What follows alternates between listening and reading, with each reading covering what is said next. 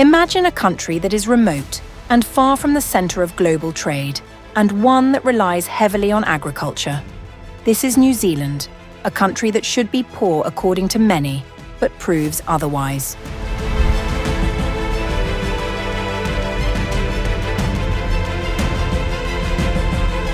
In most cases, the pattern of a country's economic development follows a fairly clear path. It starts with traditional agriculture, then progresses to manufacturing, and eventually moves to services as wealth increases.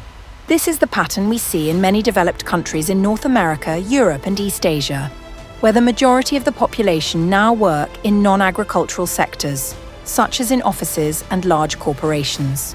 In economic development theory, countries that still rely on agriculture are usually left behind.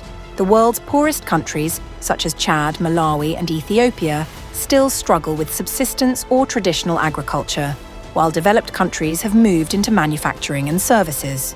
However, behind the poverty that afflicts countries that rely on agriculture, there is New Zealand that has a different story. This country is not only a developed country, but has still managed to maintain a strong agricultural sector. Reporting from Catadata, in 2024, the agricultural sector accounts for around 80% of total exports. Despite having a small population of around 5 million, the country is the world's largest exporter of milk, as well as being in pole position in the export of other products such as honey, butter, lamb, beef, and wine.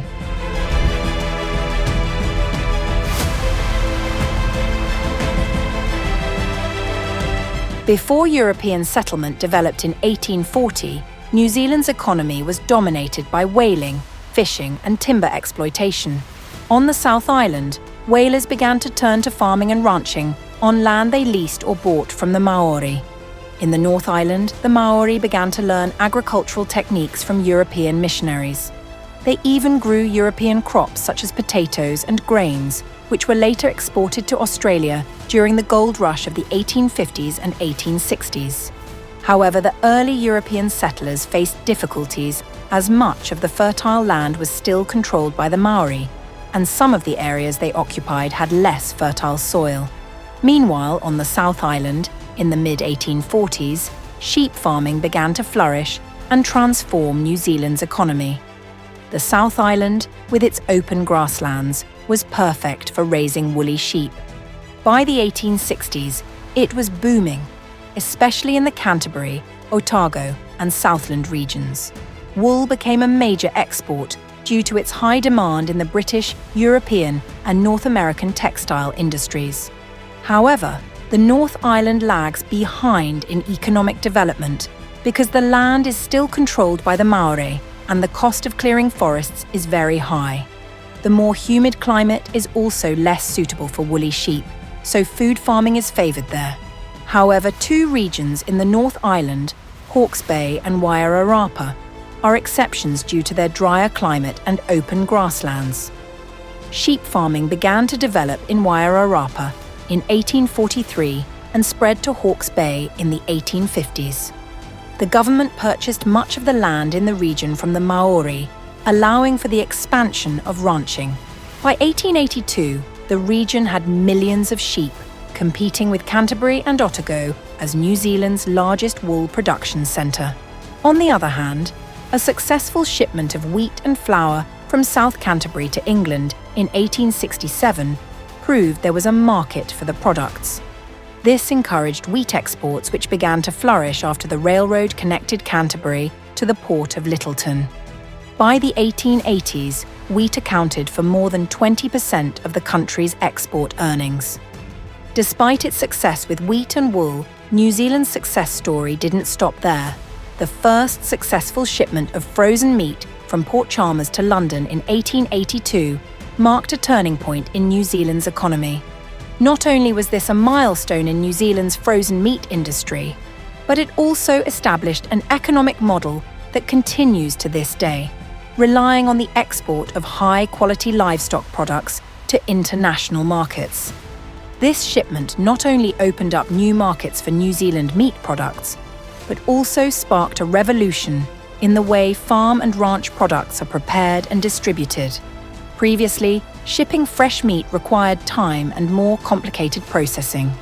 With the invention of freezing methods, meat could be preserved for longer, addressing the issue of durability during long-distance travel and increasing the competitiveness of New Zealand products in the international market. However, the economic benefits of frozen meat exports only really kicked in the 1890s.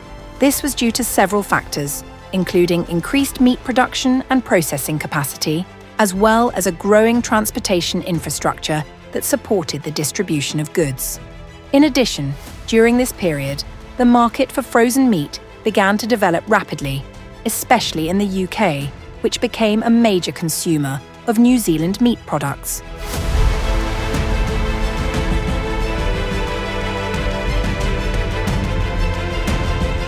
New Zealand is a land blessed by nature.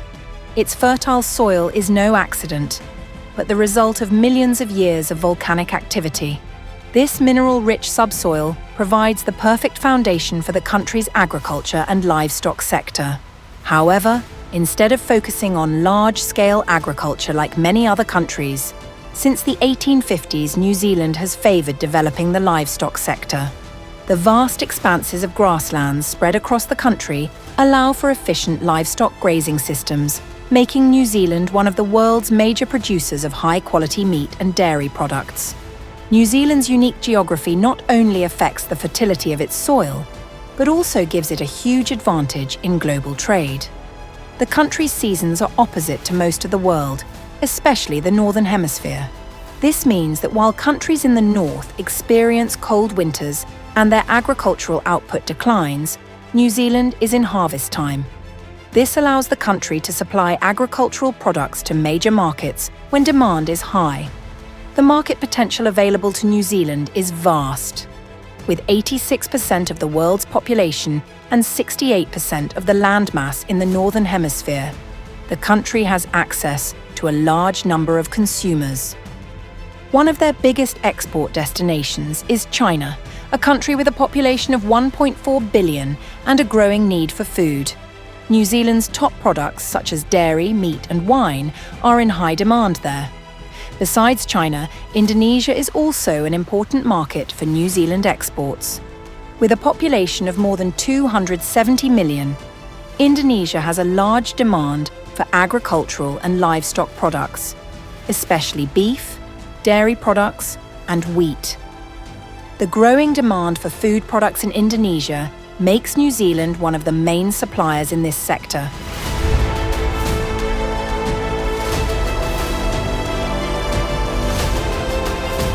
Being far from the centre of global trade makes New Zealand prefer to export and import finished goods rather than intermediate goods that require complex supply chains. On average, global consumer goods travel less than 5,000 kilometres before reaching buyers, while New Zealand is 9,000 kilometres from China, 11,000 kilometres from the United States, and 20,000 kilometres from Europe. This huge distance is a major obstacle for manufacturing industries that rely on complex and efficient supply chains. With high logistics costs, it is difficult for New Zealand to compete in mass production as major industrialised countries do. Instead, New Zealand chose a smarter strategy, specialising in high-value products. They don't just export raw materials, but offer premium quality that can compete in the global market. New Zealand beef and lamb are renowned for their high quality. Their dairy products are among the best in the world. And their wine industry has put the country in the ranks of world-class wine producers. This success has also been driven by a very open trade policy. The New Zealand government has removed almost all agricultural subsidies since the 1980s, a bold move in stark contrast to many other countries that heavily subsidise their agricultural sectors.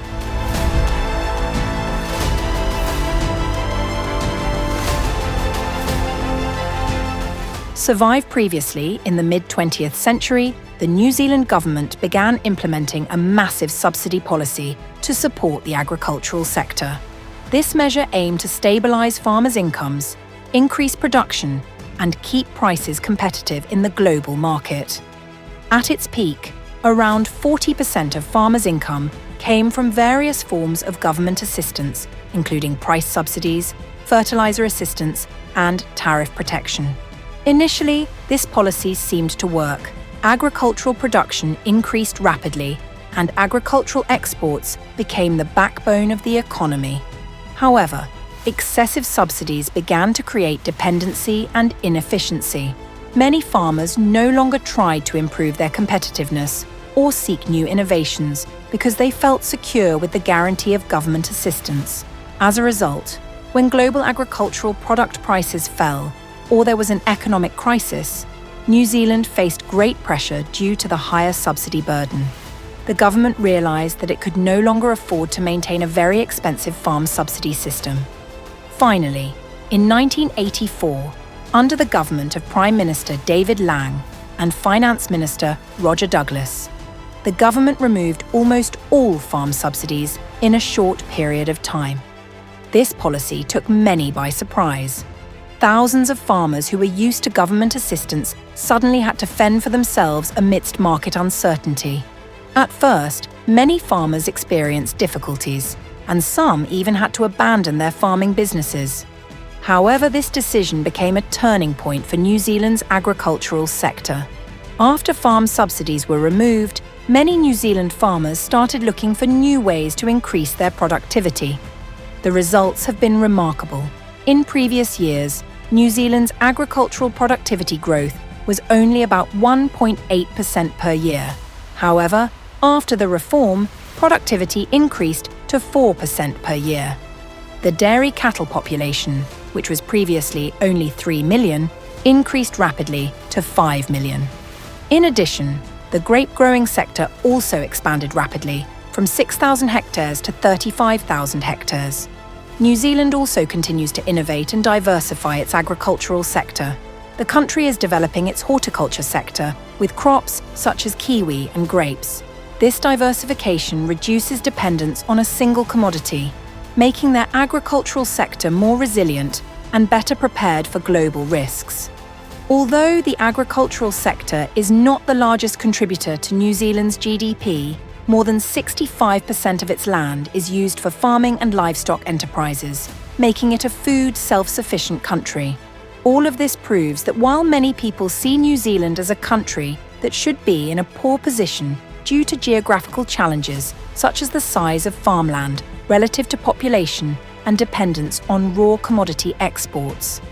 But thanks to smart policies, relentless innovation, and favourable natural resources, New Zealand is now one of the most advanced agricultural sectors in the world.